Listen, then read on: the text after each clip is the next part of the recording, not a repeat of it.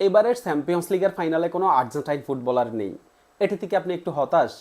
আমি বলবো যে আপনি যদি একজন আর্জেন্টাইন ফ্যান হন তাহলে আপনার হতাশ হওয়ার কোনো কারণ নেই। আপনারাও খুশি হওয়ার কথা যে এবারের চ্যাম্পিয়ন্স লিগের ফাইনালে কোনো আর্জেন্টাইন ফুটবলার নেই। দেখেন, বিশ্বকাপের আর এক মাসের একটু বেশি সময় বাকি আছে। এই সময়ে যদি কোনো ফুটবলার ইনজুরিতে পড়ে, তার জন্য বিশ্বকাপে খেলাটা অনেক কঠিন হয়ে যাবে। সে বিশ্বকাপ মিসও করতে পারে। আপনি জানেন হুলিয়ান আলভারেজ আর্সেনালের সাথে সেমিফাইনালে 2 লেগেই ইনজুরির আশঙ্কা নিয়ে মাঠ ছাড়ে। 2 লেগের 1 লেগেও তো আলভারেজ পুরো ম্যাচ খেলতে পারে নাই। সেকেন্ড লেগে আলভারেজ যেভাবে মাঠ ছাড়ে, তার ইনজুরি নিয়ে খুব টেনশনে ছিলাম। গত রাতে যখন আলভারেজের ইনজুরির আপডেটটা পাইছি তখন একটু স্বস্তি পাইছি যে আলভারেজ সুস্থ আছে, সে কোনো গুরুতর ইনজুরিতে পড়েনি।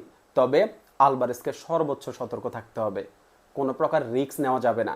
কোনো প্রকার রিস্ক নিতে গেলেই কিন্তু একটা বড় অঘটন ঘটতে পারে। পর্যাপ্ত বিশ্রামে আলভারেজকে থাকতেই হবে।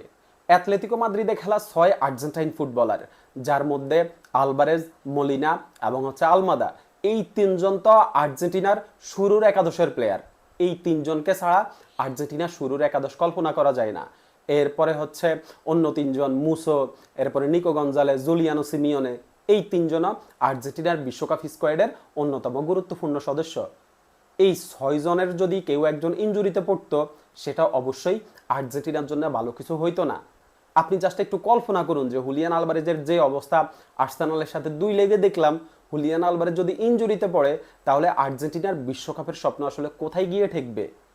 এই কারণেই চাইছিলাম যে অ্যাথলেটিকো মাদ্রিদের চ্যাম্পিয়ন্স লিগের ফাইনাল খেলার দরকার নেই।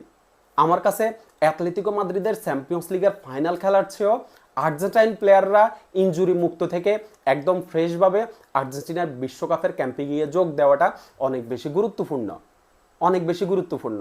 এই যে এখন অ্যাথলেটিকো মাদ্রিদ চ্যাম্পিয়ন্স লিগের ফাইনালে যায় নাই, এখন প্লেয়াররা পর্যাপ্ত বিশ্রাম পাবে। অ্যাথলেটিকো মাদ্রিদের আপনার এই সিজনে আর 4টা ম্যাচ বাকি আছে লা লিগায়। লা লিগা শেষ হচ্ছে 24 তারিখে। 24 তারিখে সর্বশেষ ম্যাচ খেলে প্লেয়াররা ন্যাশনাল টিমের বিশ্বকাপের ক্যাম্পে যোগ দিবে। আর যদি অ্যাথলেটিকো মাদ্রিদ চ্যাম্পিয়ন্স লিগের ফাইনাল খেলতো, তাহলে 30 তারিখ পর্যন্ত প্লেয়ারদের ক্লাবে থাকতে হইতো। 30 তারিখে চ্যাম্পিয়ন্স লিগের ফাইনাল খেলে 31 তারিখে ন্যাশনাল টিমের ক্যাম্পে যাওয়া লাগতো।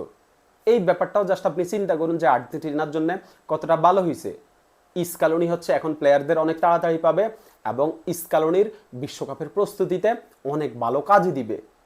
স্কালোনি তার ট্যাকটিক্স, তার এক্সপেরিমেন্ট প্লেয়ারদের তাড়াতাড়ি পেলে এগুলো নিয়ে আরও অনেক বেশি কাজ করতে পারবেন।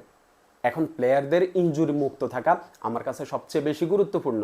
অ্যাথলেটিকো মাদ্রিদ যদি ফাইনালে যাইতো, তাহলে এই ম্যাচের যে ইন্টেন্সিটি, এই ম্যাচের যে মানসিক চাপ, এই ম্যাচে বড় ধরনের একটা ইনজুরির ঝুঁকি থাকতোই।